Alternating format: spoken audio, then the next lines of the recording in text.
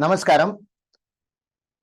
So let us understand whole provisions which you should know to have basic understanding of income tax computations. So whenever I say income tax law or any tax law for that matter, you need to learn law in 4 phases. Phase number 1 is known as levy. Phase number 1 is known as levy. Okay. So when I say levy, that means in phase number 1, you are supposed to learn the charge. What is exactly taxable under income tax law? So income is taxable under income tax law. So what will be taxable under customs law? In Customs Act, import of goods to India or export of goods from India is taxable. Likewise, what is taxable in GST? So supply of goods and services is taxable under GST. What will be taxed under excise law? Now excise law is almost merged with GST law, but still there are certain products which are covered by excise law, like alcohol, like petroleum product, like tobacco. So whenever these products are getting manufactured, please understand, so manufacturing activity is covered under excise law. What will be covered under VAT law or sales tax law? Sale of goods from one state to another state is covered by CST, that is central sales tax, and sale of goods within the state is covered under VAT law. What was covered under Service Tax Act? So supply of services were covered under Service Tax Act. What was covered under Wealth Tax Act? Wealth of the person was covered under Wealth Tax Act. What I want to mention here is, whenever you are starting any law, any tax law, you need to understand the levy of the law, charge of the law, ambit of the law. These all are the same word. सादी भाषा में मुझे आपको बताना है कि exactly क्या tax करता है वो लॉ, क्या करने आया है वो आपको समझना है. Okay, to understand the levy of income tax, you need to learn section 1 to section 14. तो पहले जो 14 सेक्शन है, if you understand the first 14 section, you will understand levy to great extent. ठीक है, अब आपको समझ में आ गया कि इनकम टैक्स में हमें इनकम टैक्स करना है. ऑब्वियसली अभी आपको उसको भी थोड़ा मैं एक्सप्लेन करता हूं कि there are 2 types of levy. Okay, just understand करो इसको, थोड़ा आगे जाके इसमें डिटेल में बात करेंगे. There are laws which are known as the comprehensive law and there are laws which are known as the selective law. कोई भी लॉ 2 टाइप के अप्रोचेस को फॉलो करता है. One is comprehensive levy and one is selective levy. Selective levy क्या था ना, जब सर्विस टैक्स लॉ आया था 1994 में, तब वो सिलेक्टिव था. मतलब जब लॉन्च हुआ तो only 3 services from all the universe of the services were taxable, only 3. तो ऑब्वियसली अगर लॉ सिलेक्टिव अप्रोच में लिखा होगा तो आपको ये बताने की जरूरत नहीं है कि क्या टैक्सेबल नहीं है, क्योंकि क्या टैक्सेबल है वो लिखा है. अगर आपकी सर्विस उस लॉ में कवर्ड है तो आपकी सर्विस टैक्सेबल है, और अगर आपकी सर्विस वहां पे कवर्ड नहीं है तो आप नॉट टैक्सेबल हो. एकदम सिंपल. तो सिलेक्टिव लॉ होता है जहां पे लॉ सिलेक्ट करता है कि ये टैक्सेबल, ये टैक्सेबल, ये टैक्सेबल. अब इनकम टैक्स लॉ में क्या टैक्सेबल है ना, वो किसी को नहीं पता. इनकम टैक्स लॉ 1961 से लेके 2023 तक आज तक ये डिफाइन नहीं कर पाया कि इनकम टैक्स में टैक्सेबल कौन सा इनकम होता है. तो अगर इसको हम यूनिवर्स ऑफ इनकम मानते हैं, ये जो बॉक्स मैंने बनाया हुआ, if it is a universe of income, तो इस यूनिवर्स में जितने भी टाइप के इनकम होते हैं, सैलरी, रेंट, इंटरेस्ट, डिविडेंड, अभी आपने अगर ऑनलाइन गेमिंग किया तो वो वाला, क्रिप्टो करेंसी में ट्रेड किया तो वो, any income that a person earn, any type of income, everything is taxable. Everything in this universe is taxable. ये इनकम है, खत्म हो गया, इनकम टैक्स लग जाएगी. तो आपका काम कितना आसान हो गया ना. आपके पास कोई भी आके, कोई भी एसएससी, कोई भी क्लाइंट आपको आके पूछता है कि सर मेरा ये इनकम है, ये पर्टिकुलर बिजनेस है, मैंने गारमेंट का बिजनेस चालू किया, उसमें से जो प्रॉफिट आएगा वो टैक्सेबल होगा क्या. मेरी होटल इंडस्ट्री है, उसमें से अगर मैंने इनकम कमाया तो टैक्सेबल होगा क्या. मैं कॉलेज चलाता हूं, मैं क्लासेस चलाता हूं, उसका इनकम टैक्सेबल होगा क्या. हर क्वेश्चन का आंसर आपका यस ही है. तो कोई ना कोई थोड़े थोड़े अड़ियल टाइप के क्लाइंट आते हैं, थोड़े क्रैक टाइप के आते हैं, वो बोलते कहां लिखा है कि मेरा इनकम टैक्सेबल है. तो उनको बोलने का, कहां लिखा है ये आपका इनकम टैक्सेबल है, वो सवाल ही आपका गलत है. बाय डिफॉल्ट आपका इनकम ही इंडिया में टैक्सेबल है. तो एग्रीकल्चर इनकम का क्या सर, फार्मर्स की इनकम का क्या. तो एग्रीकल्चर एक्टिविटी में से जो फार्मर इनकम कमाते हैं, इंडिया का इनकम, इंडियन लैंड से जमा किया हुआ इनकम, वो इनकम एग्जेम्प्ट करके रखा हुआ है. एग्जेम्प्ट करके रखा है, इसका ये मतलब है कि इनकम टैक्स में टैक्सेबल आइटम की लिस्ट नहीं है. इनकम टैक्स में सेक्शन 10 करके एक सेक्शन आएगा आगे जाके, जहां पे नॉन टैक्सेबल आइटम की बातें की गई है.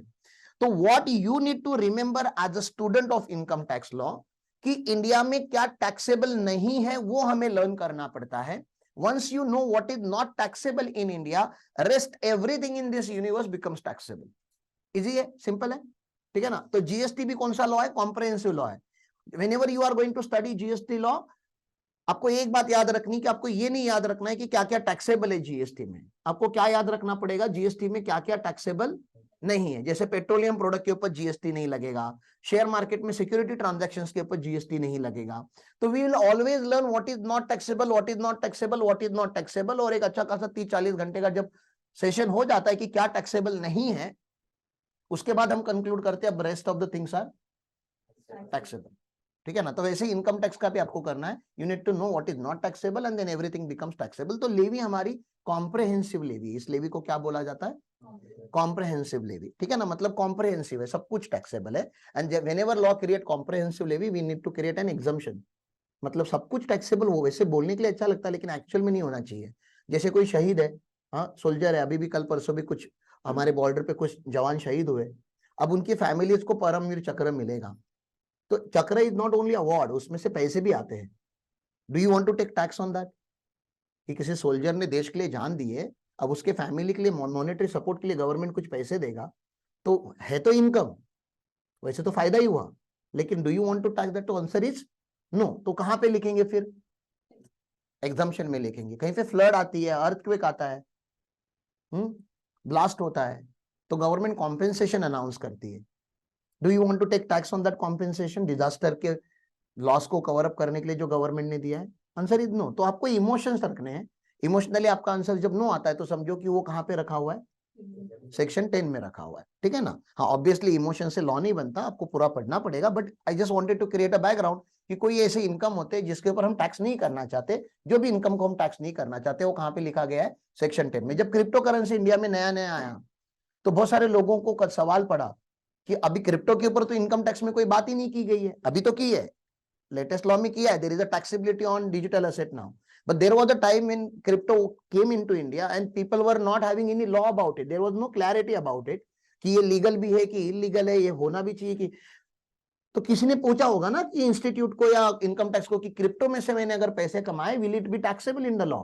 क्योंकि कुछ मेंशन नहीं किया है. तो बाय डिफॉल्ट आपका आंसर क्या होना चाहिए था? Yes it is taxable. क्यों? क्योंकि एग्जेम्प्ट नहीं किया है. अगर इनकम टैक्स को उसको टैक्स नहीं करना है तो इनकम टैक्स को क्या करना चाहिए? उसे exempt. Something which is not exempt is by default taxable. So that's a levy of income tax law, comprehensive levy. Once you understood what is levy, the second point you should understand is computation mechanism. Okay, भैया ठीक है, I understood the levy. Now how do I compute tax?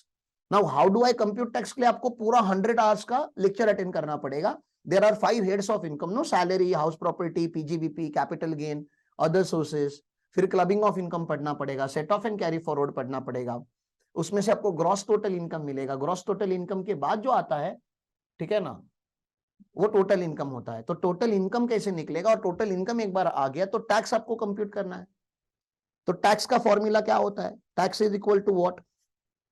Tax is equal to what? Tax base into tax rate. Tax का formula क्या है? Tax base into tax rate. तो GST में क्या करते हो आप? जीएसटी में टैक्स बेस क्या होता है? तो ट्रांजैक्शन वैल्यू, कि आपने कितने का आपने 1 लाख का काम किया तो 1 लाख आपका ट्रांजैक्शन वैल्यू हो गया. रेट कितना हो गया? 18%. तो okay, tax base into tax rate. तो वैसे इनकम टैक्स में टैक्स बेस क्या है? तो टोटल इनकम. इनकम टैक्स में टैक्स बेस क्या है?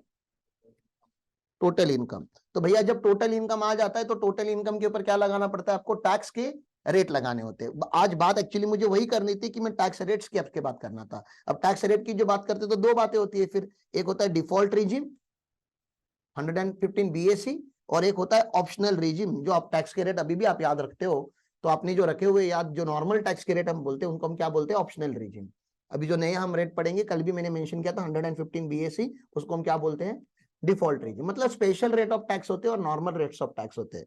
तो साहब टोटल इनकम निकालने में ज्यादा टाइम लग जाता है, बाकी तो टैक्स निकालने में ज्यादा टाइम नहीं लगता आपको कभी भी. इनकम टैक्स में आप समझो आपका जो ज्यादा टाइम एंड एनर्जी जाने वाला है वो क्या निकालने में जाने वाला है? Total income. एक बार टोटल इनकम आ गया तो आप तो टैक्स अब कैलसी पे निकालते भी नहीं हो. आपको तो पता, आपके पास तो सॉफ्टवेयर है. आप सॉफ्टवेयर में टोटल इनकम डाल दो, टैक्स ऑटोमेटिकली कंप्यूट हो जाता है.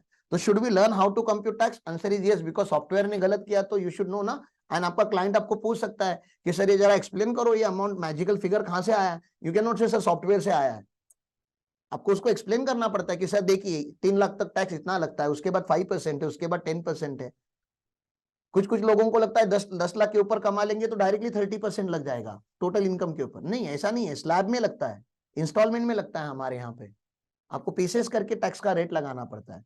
तो इंडिया में लोग टैक्स रेट में चोरी नहीं करते। टैक्स रेट में क्या ही चोरी करोगे, टैक्स रेट तो लॉ में डिफाइन करके रखा हुआ है, तो चोरी कहां पे होती है? Computation of total income. तो अगर ये कम करके दिखा दोगे आप तो ऑटोमेटिकली टैक्स अमाउंट कम हो जाएगी। तो पूरा इंडिया जो है वो ट्राई कर रहा है how to reduce total income. और इनकम टैक्स क्या ट्राई करेगा फिर? How to increase total income, how to maintain total income. आप समझ रहे हो ना? आप लोग टैक्स की चोरी करते रहोगे और इनकम टैक्स क्या करेगा, उसके लिए काउंटर मेजर्स लाएगा। उसको हमने क्या बताया, क्या नाम दिया कल? सार। क्या नाम दिया हमने कल? सार। कि लोग क्या करेंगे, अवॉइड करेंगे टैक्स को। हम क्या करेंगे, स्पेसिफिक एंटी अवॉइडेंस रूल लगाएंगे। People will avoid the tax law, और हम क्या करेंगे, इनकम टैक्स वाले लोग क्या करेंगे, स्पेसिफिक एंटी अवॉइडेंस लॉ लगाएंगे ना। और स्पेसिफिक से बच जाते हो तो फिर मैंने बोला सबसे डेंजरस टॉपिक कौन सा आ गया अभी? गार। ठीक है ना, स्पेसिफिक से बच गए तो आपको ऐसे नाचना नहीं है कि मैं बच गया, अभी मेरे को कुछ नहीं होगा। There is a provision called GAAR, जो अभी तक मैक्सिमम लोगों को पता ही नहीं है कि है लॉ में। टैक्स कंसल्टेंट्स वगैरह रहने दो, वहां तक तो पहुंचा ही नहीं है गार। तो आप लोगों को जब इनकम टैक्स लॉ बहुत डिटेल में पढ़ोगे उसके बाद आपको डर लगेगा कि अरे यार, हमने ऑफिस में तो बहुत सारे लोगों का कांड करके रखा हुआ है, अब इनको तो शहीद करना पड़ेगा हमें। तो देयर इज अ सार एंड देयर इज अ गार। ठीक है ना। हाँ, इनकम टैक्स कौन सा कब एक्टिवेट करता है वो उनके हाथ में है। तो कभी कभी एसएससी ऐसा होता है कि एसएससी हमेशा, जैसे आप ट्रेन में से ट्रैवल करते हो विदाउट टिकट कभी कभी, तो आपके मन में क्या रहता है कि टीसी नहीं पकड़ेगा। टीसी पकड़ भी सकता है लेकिन नहीं पकड़ेगा। मेरा अंडरस्टैंडिंग है कि आप 1 महीना हो गया, 1 महीने से ट्रैवल कर रहा हूं, अब तक तो टीसी दिखा नहीं मेरे स्टेशन पे, तो शायद मुझको नहीं पकड़ेगा। लेकिन आपको पता है कभी ना कभी टीसी पकड़ेगा। तो वैसा ही इनकम टैक्स का भी चालू है, कभी ना कभी तो इनकम टैक्स वाले आपको पकड़ेंगे। आप करते रहिए, और जब पकड़ते तो उस साल का ही ओपन नहीं करते आपकी कुंडली, वो 3 से 4 साल की मिनिमम ओपन करते हैं। ठीक है, वो सारी बातें भी आपको सीखनी है। जाओ आगे चलो। तो एक तो हो गया लेवी, दूसरा क्या हो गया, कंप्यूटेशन। तीसरा आपको क्या पढ़ना है, कंप्यूट कर लिया आपने टैक्स, कंप्यूट करके रखेंगे क्या अपने पास? नाउ वी हैव टू पे, राइट, वी हैव टू पे टैक्स। तो किसको पे करेंगे, इनकम टैक्स को। कैसे, ऑनलाइन करेंगे कि ऑफलाइन करेंगे? ऑनलाइन करेंगे। ठीक है ना। तो उसको बोला जाता है कलेक्शन मैकेनिज्म। कौन सा मैकेनिज्म? Collection mechanism. तो इनकम टैक्स 2 तरीके से टैक्स कलेक्ट करता है, एक प्रीवियस ईयर में और एक असेसमेंट ईयर में। प्रीवियस ईयर में जो टैक्स कलेक्ट करता है उसके 3 रास्ते हैं, बताओ कौन से? एक तो टीडीएस, ये तो रियल टाइम बेसिस पे कट होता है, मेरे पास इनकम आने के पहले ही कट हो जाता है। दूसरा टीसीएस, मैं अगर कोई गाड़ी परचेस करता हूं, मैं कुछ सामान, जैसे अपन लोगों ने अभी कार परचेस किया तो मेरा 1% का टीसीएस लग गया। तो ये दोनों तो रियल टाइम बेसिस पे होते हैं, ट्रांजैक्शन वैल्यू पे ही लग जाते हैं। तीसरा जो होता है, जो कुछ बच जाता है, तो क्या होना चाहिए अभी, एडवांस टैक्स। एडवांस टैक्स कब कब भरते हैं हम? 15 जून को भरते हैं 15%, 15 सितंबर को भरते हैं 45%, 15 दिसंबर को भरते हैं 75%, और 15 मार्च को भरते हैं 100%। मतलब क्वार्टरली भरा जाता है। तो आज कौन सा तारीख है आपका? आज का तारीख क्या है आपका? आज आपका 14 सितंबर है। कल का हमारा व्हाट्सएप का स्टेटस और हमारा सीए ग्रुप जो हमने बनाया हुआ है जिसमें हम अपडेट सेंड करते हैं, आप लोग को भी, अगर जो यूट्यूब पे मुझे देख रहे हो, अगर आपको अगर हमारे व्हाट्सएप के अपडेट ग्रुप में ज्वाइन होना है तो आपका नंबर मेरे व्हाट्सएप ग्रुप पे आप डाल दीजिए। मेरा नंबर है 9920553556। ठीक है ना, ये व्हाट्सएप ग्रुप है, मेरा पर्सनल नंबर है। आप अगर अपडेट ग्रुप में, हमारा सीएफएम का अपडेट ग्रुप है, उसमें हम लोग सारे लीगल अपडेट्स और सारे इनकम टैक्स के अपडेट हम डालते रहते हैं। अगर कोई भी अगर ज्वाइन करना चाहता है तो आप ज्वाइन कर सकते हैं। तो अपडेट ग्रुप में हमने कल से ही मैसेज सर्कुलेट क्या करना चालू किया कि 15 September is a due date for advance tax second quarter का। तो ये तीनों की तीनों चीजें हम कौन से ईयर में भर रहे हैं? प्रीवियस ईयर में भर रहे हैं। लेकिन फिर भी तो कोई, ये तो एडवांस में भरा गया ना, तो एस्टिमेशन पे भरा जाता है। This is not a final liability. तो फाइनलाइजेशन तो साहब अभी आप ऑफिस में बैठ के अभी कर रहे हो ना, सारे एडजस्टमेंट एंट्रीज वगैरह सब कुछ पास करने के बाद आपका फाइनलाइजेशन होता है। तो अभी 2 सिचुएशन होते हैं, आइदर आपने प्रीवियस ईयर में टैक्स लाइबिलिटी से ज्यादा टैक्स भरा है तो आपका रिफंड आ जाएगा, और अगर आपने टैक्स लाइबिलिटी से अगर कम टैक्स भरा हुआ है, आपकी लाइबिलिटी 1 लाख है लेकिन आपका एडवांस में वगैरह 90,000 ही गया, तो 10,000 अभी भरना बाकी है, तो उसको हम ऐसे टैक्स बोलते हैं। कौन सा टैक्स? ऐसे। ऐसे मतलब सेल्फ असेसमेंट टैक्स, ठीक है ना। इसका सेक्शन 140A होता है, section 140 capital A 140A, section 140A में ऐसे टैक्स जाता है। तो ये आपको पता है, ऐसे टैक्स आप भरते भी हो बहुत सारे लोगों को ऑनलाइन जाके। तो नाउ ऐसे टैक्स, ऐसे टैक्स क्यों बोला गया इसको? क्योंकि इनकम टैक्स में डिपार्टमेंटल असेसमेंट नहीं है, इनकम टैक्स में सेल्फ असेसमेंट है। सेल्फ असेसमेंट का मतलब क्या होता है कि आप ही खुद ही पेपर लिखो और आपका खुद का रिजल्ट आप ही डिक्लेयर करो। मुझे बताओ, पेपर भी आप ही लिखोगे और रिजल्ट भी आप ही डिक्लेयर करोगे तो आप पास होगे कि फेल होगे एग्जाम में? तो इसलिए हमारे देश में सारे एसएससी पास हो रहे हैं, कोई फेल ही नहीं हो रहा है। तो अगर निर्मला सीतारमन होते या आप अगर फाइनेंस मिनिस्टर होते तो आप क्या सजेस्ट करते गवर्नमेंट को? पहला सजेशन क्या होता कि डिपार्टमेंटल असेसमेंट करते हैं, सेल्फ असेसमेंट नहीं रखते। सेल्फ असेसमेंट रख रहे करके एसएससी चोरी कर रहा है। डिपार्टमेंटल असेसमेंट मतलब क्या? एसएससी सारा डॉक्यूमेंट लेके डिपार्टमेंट में आएगा, income tax department tax compute करेगा आपका ना। जैसे टोल पे आप जाते हो तो टोल कितना भरना है आप नहीं डिसाइड करते, ऑलरेडी उधर मशीन लगी हुई है, वो अपने हिसाब से ले लेते हैं। तो डिपार्टमेंटल असेसमेंट क्यों नहीं रखा फिर हमने? ऐसा सवाल आपके मन में आना चाहिए। और उसका आंसर टैक्स में नहीं है, उसका आंसर इकोनॉमिक्स में है। फादर ऑफ इकोनॉमिक्स कौन है? वो फादर ऑफ अकाउंट्स है, एडम स्मिथ करके एक है, वो फादर ऑफ इकोनॉमिक्स है। उन्होंने कैनन ऑफ टैक्सेशन लिखे हैं। कैनन ऑफ टैक्सेशन मतलब एक देश का टैक्स सिस्टम कैसा होना चाहिए, प्रिंसिपल्स ऑफ टैक्सेशन हम बोलते हैं, cannons, base, fundamentals of taxation. उसमें उन्होंने बोला था cost of collection of the tax should be less than the tax ना। नहीं तो पता चला आपने टैक्स इतना जमा किया, ऑफिसर्स इतने रखे हुए हैं कि उनका सैलरी ज्यादा हो गया और टैक्स आपका कम, मतलब 1 लाख कमाने के लिए आपने 10 लाख खर्चा किया, या 1 लाख कमाने के लिए 1 लाख खर्चा किया, वो भी सही नहीं है। 1 लाख कमाने के लिए 80,000 खर्चा किया, वो भी सही नहीं है। मतलब होगा क्या कि आपने ऑफिसर्स रखे हुए, इनकम टैक्स कलेक्ट करते हो और ऑफिसर की सैलरी देते हो। Cost should be insignificant in front of tax, समझ रहे हैं ना। टैक्स कलेक्शन के सामने cost of collection of tax should be insignificant, बहुत नॉमिनल सा होना चाहिए। मतलब हमारे सिटीजन इतने रिस्पॉन्सिबल होने चाहिए कि उनका असेसमेंट लगने की जरूरत ही नहीं है। आपने इनकम कमाया, देश के लिए टैक्स की जरूरत है, आपको भरना पड़ेगा। Tax is not a optional payment, mandate payment है। आप इस देश में रहते हो, सिविलाइज सोसाइटी में रहते हो, तो आपको टैक्स भरना मैंडेटरी है। ये अंडरस्टैंडिंग डेवलप होनी बहुत जरूरी है। और ये हम सब लोगों की रिस्पॉन्सिबिलिटी है जो टैक्स के प्रोफेशनल्स हैं कि ये अवेयरनेस क्रिएट करे कि बाबा टैक्स आपको भरना पड़ेगा, चॉइस नहीं है आपकी, ठीक है ना। तो दैट इज कलेक्शन मैकेनिज्म। अब क्योंकि कलेक्शन मैकेनिज्म में सेल्फ असेसमेंट है, आपको तो पता है कि सारे एसएससी देश में क्या लगा रहे, चुना लगा रहे, ठीक है ना।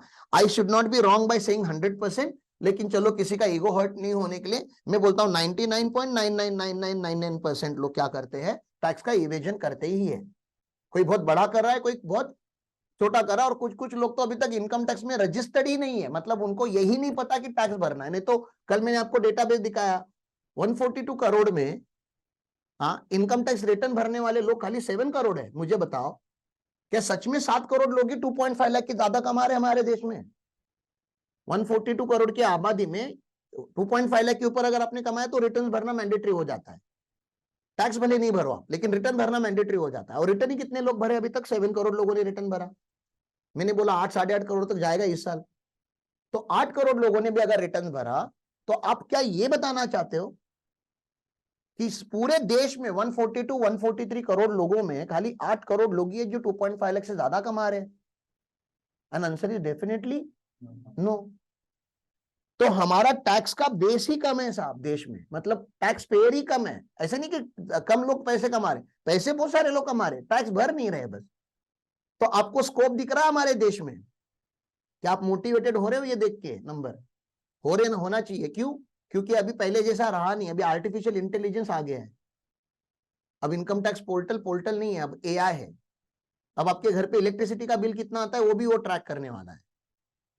आपके क्रेडिट कार्ड का बिल कितना आता है वो भी वो ट्रैक करने वाला है। आपके बैंक में ट्रांजैक्शंस कितने हो रहे हैं वो भी वो ट्रैक करने वाला है। तो इनकम टैक्स का पोर्टल हर एक चीज ट्रैक करने वाला है आने वाले 2 से 3 सालों में। और फिर अभी भागना फिर मुश्किल हो जाएगा, नोटिस आनी चालू हो जाएगी आपको।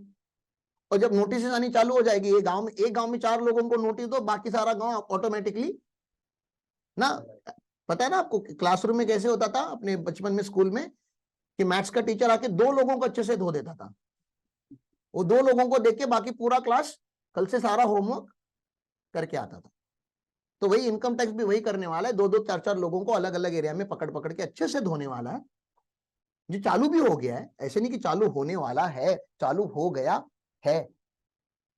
तो अभी देश में टैक्स का रेट ज्यादा है, 30%, 35%, 42% तक इफेक्टिव रेट जाता है, विच इज वेरी हाई। तो टैक्स का रेट ज्यादा क्यों है? क्योंकि टैक्स का बेस कम है। तो हमारा सब लोगों की रिस्पॉन्सिबिलिटी क्या है कि हमारे देश का टैक्स का रेट कम हो जाए। टैक्स का रेट कैसे कम होगा? जब टैक्स का बेस बढ़ेगा, और मैं आपको लिख के देता हूं आने वाले सालों में टैक्स का बेस बढ़ेगा ही बढ़ेगा। तो आप लोगों को बहुत ज्यादा स्कोप है।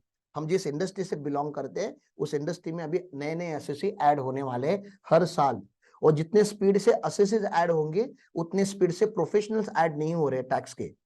बहुत सारे लोग सीए कर रहे हैं लेकिन वो जॉब में जा रहे हैं, जॉब में जाएंगे तो प्रैक्टिस में नहीं आएंगे। तो प्रैक्टिस में बहुत ज्यादा स्कोप है। That's what I wanted to mention कि जीएसटी में भी आपके क्लाइंट्स बढ़ेंगे और इनकम टैक्स में भी बढ़ेंगे, और लिटिगेशन तो अलग ही लेवल का आने वाला है। क्यों लिटिगेशन आएगा? क्योंकि अभी इनकम टैक्स सबको पकड़ पकड़ के नोटिस भेजने वाला है। नोटिस भेजते कि आपको लगता है एसएससी इमीडिएटली एक्सेप्ट करता है कि हाँ मैंने चोरी की? हाँ, मैं हमेशा बताता हूँ, एग्जांपल देता हूँ, डिनायल सिस्टम में हमेशा लोग काम करते हैं। कोई भी प्रोसीडिंग्स में कौन सा सिस्टम में काम किया जाता है? Denial. What is denial system? Denial system मतलब आपका बॉयफ्रेंड है या आपकी गर्लफ्रेंड है, आपकी फैमिली आपको आज पापा पूछ रहे हैं कि बेटा वो तेरी बॉयफ्रेंड है, वो तेरा गर्लफ्रेंड है, तो आप क्या बोलते हो? हाँ हाँ है। नहीं, आप क्या पहला आंसर क्या होता है आपका? नहीं, बेस्ट फ्रेंड है। हाँ, कोई आपको पूछता है बेटा दारू पीते हो, सिगरेट पीते हो? नहीं। कहा? कभी नहीं। तो वो जो सिस्टम है वो कौन सा सिस्टम है? डिनायल सिस्टम है। तो इनकम टैक्स भी नोटिस भेजता है, बेटा आपने इनकम टैक्स में चोरी की है? हाँ नहीं। कहा? वो हाँ, वो ऐसे तो डिनायल सिस्टम में काम करने वाले हैं लोग। तो डिनायल सिस्टम में फिर प्रोसीडिंग्स बढ़ता है। तो आपको नहीं लग रहा कि आपको खाली लेवी, कंप्यूटेशन और कलेक्शन मैकेनिज्म पढ़ के रुकना नहीं चाहिए? भले आपके सिलेबस यहाँ पे है, ये आपका सिलेबस है, levy, computation and collection. Working knowledge मतलब यहां तक का नॉलेज सबको रहता है, ठीक है ना। इसके आगे एक चैप्टर होता है, वो होता है प्रोसीजर, ठीक है ना, procedural law. What is procedural law? Filing of income tax return, filing of TDS return, income tax department से नोटिस आएंगे, reply to those notice, assessment order issues होंगे, फिर चैलेंजिंग दोज ऑर्डर्स, इन सबको क्या बोला जाता है? प्रोसीजर्स। तो आपको लॉ कितने फेज में पढ़ना है? 4 फेज में पढ़ना है। Computation, levy, computation, collection and procedural law, ठीक है। आगे जाऊं? कंफर्टेबल हो? कुछ भी आपको नहीं समझता, आपको कोई भी चीज के ऊपर ज्यादा क्लैरिटी चाहिए, you are suppose to ask.